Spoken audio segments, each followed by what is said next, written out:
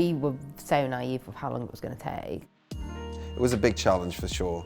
I think when you know what the end goal is, I think you just keep going. And I think that's what kept us motivated.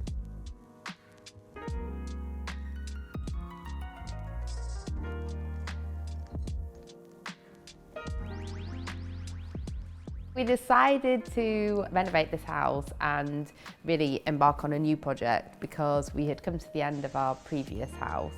We were really inspired and motivated to create something that was really light and airy, so lots of windows and lots of white.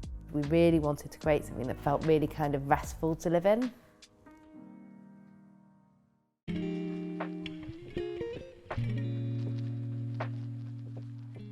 I had a look round. It was split into 3 flats with lots of walls, lots of toilets, lots of kitchens.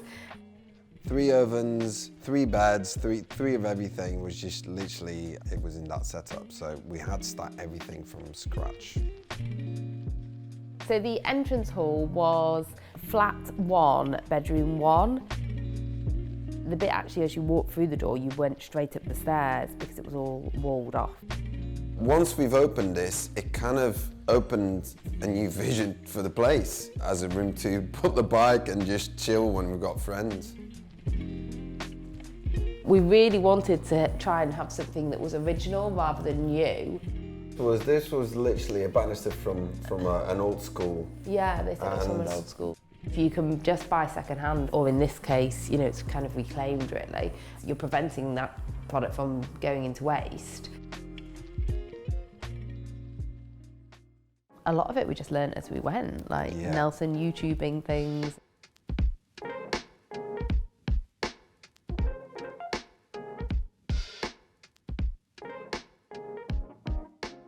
This was a lounge leading to a bedroom.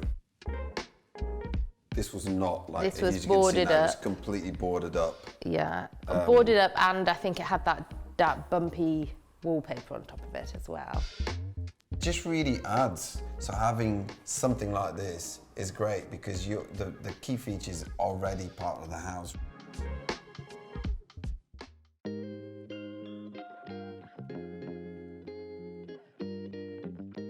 I was really keen that we got a really, really beautiful oven. It's quite funny because I am definitely not the cook of the house. No, can confirm that. I do like things to balance and I like features. The oven is quite a feature of the kitchen. And then we've got various different kind of lovely pots that we've collected through the years on top of it. Do you actually use all the pots, even though they look immaculate?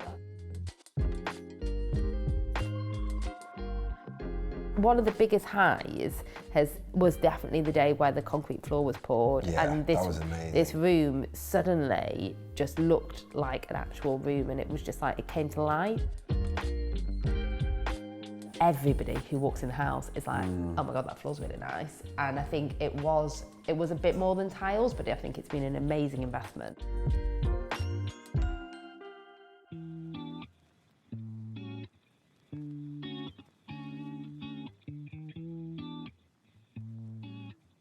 The master suite was flat 2, which consisted of a toilet, a corridor, a lounge and a bedroom, and then you walked through to a kitchen. So it had a lot of walls in that room actually, and a lot of partitions. All the ceilings, all the walls, everything we took out, didn't we really? And we just had a whole blank canvas to play with. Took the ceiling down, it came down, it was like black for like 5 minutes. I came out, down the stairs here, can only see my eyes just like white, and the rest is all black. The coziness you get from when you travel in more tropical countries where there's mosquitoes and being like surrounded by the nets is what kind of inspired us to have like the beds made up like this. It does feel really cozy at night when you draw those curtains and you feel like you're in your little cozy nest. Cool thing about the shutters is it adds design from the inside, but it also adds design from the outside, because when you're outside looking in, this was our experience of being in London.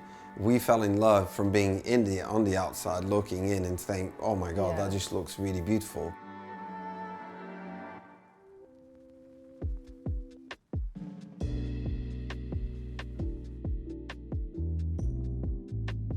plan initially was to have 2 doors here, going through to the ensuite and going through to the dressing room. So when the bath arrived, we kind of realised that to make the bath into the feature of the ensuite in the same way we did in the kitchen, you want it to kind of be in the middle of the room, but you also want to walk in and see it.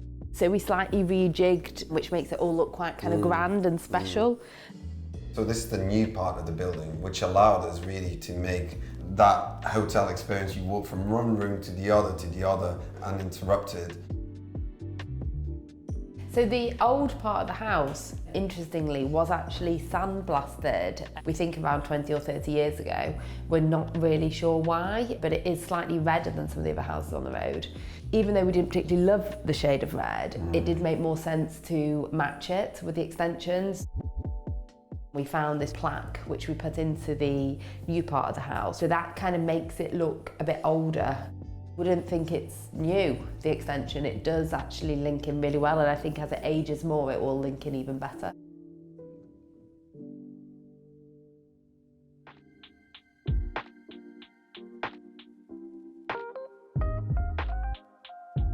I mean, the stuff you can definitely save a lot of money is decorating. That's something that I think people can definitely do. And that's a fun part of the job, because that's when you start seeing the house actually getting colour.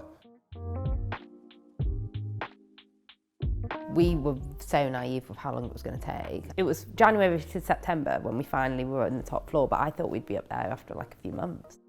Just being realistic with that, especially if you're renting something else. We were fortunate we lived with my parents for a while, but if you're renting something else, you need to add that to the budget. I think you need to be really clear of like what you're prepared to do and what you're not, you know, between two people, especially if it's a big renovation. It can take a lot out of not you, but the relationship as well. Having clear, set kind of expectation between two people is really important, because this is a house to create good moments. You don't want the renovation to become like a really bad experience. It's been an amazing investment. It's a bit of a mission, but I'm glad we stick to it. I come back from work, come in and everything's open. It makes us feel really chilled. This is what this house is able to do. It just makes you relax.